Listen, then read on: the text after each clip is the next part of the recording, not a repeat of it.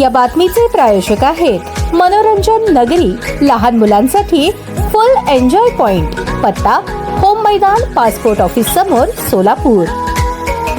मोहोळ नगर परिषद सार्वत्रिक निवडणूक 2025च्या पार्श्वभूमीवर काँग्रेस पक्षाच्या उमेदवारांच्या प्रचारार्थ मोहोळ शहरातील गवता येथील मारुती चौकात भव्य जाहीर सभा पार पडली। या सभेस खासदार प्रणिती शिंदे, जिल्हाध्यक्ष सातलिंग षटगार, तालुका आणि जिल्ह्यातील प्रमुख पदाधिकारी तसेच नागरिकांची उत्स्फूर्त उपस्थिती लाभली। व्यासपीठावर जिल्हाध्यक्ष सातलिंग षटगार, तालुकाध्यक्ष सुलेमान तांबोळी, जिल्हा उपाध्यक्ष राजेश पवार, राज्य सचिव शाहीन शेख, नगराध्यक्ष पदाच्या उमेदवार ॲडव्होकेट सोनल जानराव, उमेदवार संतोष शिंदे, कामिनी चोरमले, रोहित तावस्कर, शरयू गावडे, मोहम्मद जुबैर मुजावर आदी मान्यवर उपस्थित होते। कार्यक्रमाचे स्वागत आणि प्रास्ताविक तालुकाध्यक्ष सुलेमान तांबोळी यांनी केले।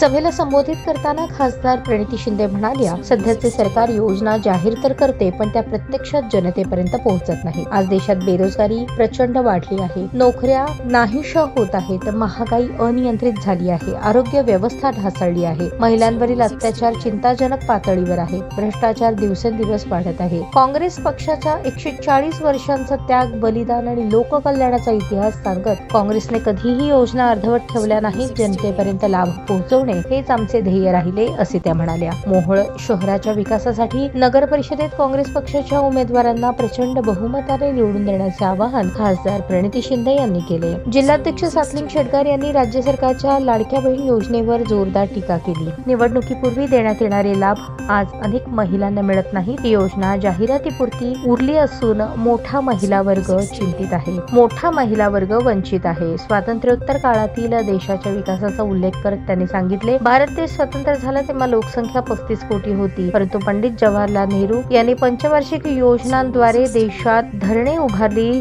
सिंचन व्यवस्था मजबूत केली आणि हरित क्रांती शक्य झाली। भाकरा नांगल सारखी मोठी धरणे, औद्योगिकरण, आरोग्य, शिक्षण या सर्व क्षेत्रात काँग्रेसने भारताला मार्गदर्शक दिशा दिली। सातलिंग षटगार पुढे म्हणाले, देशाला काँग्रेसचाच पर्याय आहे, मोहोळचा विकास काँग्रेसच करू शकते, म्हणून सर्व उमेदवारांना भरघोस मतांनी निवडून द्या। जाहीर सभेत सर्व काँग्रेस उमेदवारांनी मनोगत व्यक्त करून निवडून देण्याची विनंती केली। आभार मोहोळ तालुका अध्यक्ष सुलेमान तांबोळी यांनी मानले। मारुती चौक परिसरात नागरिक मोठ्या संख्येने उपस्थित राहिले। उत्साह, घोषणाबाजी यामुळे सभेला जंगी प्रतिसाद मिळाला।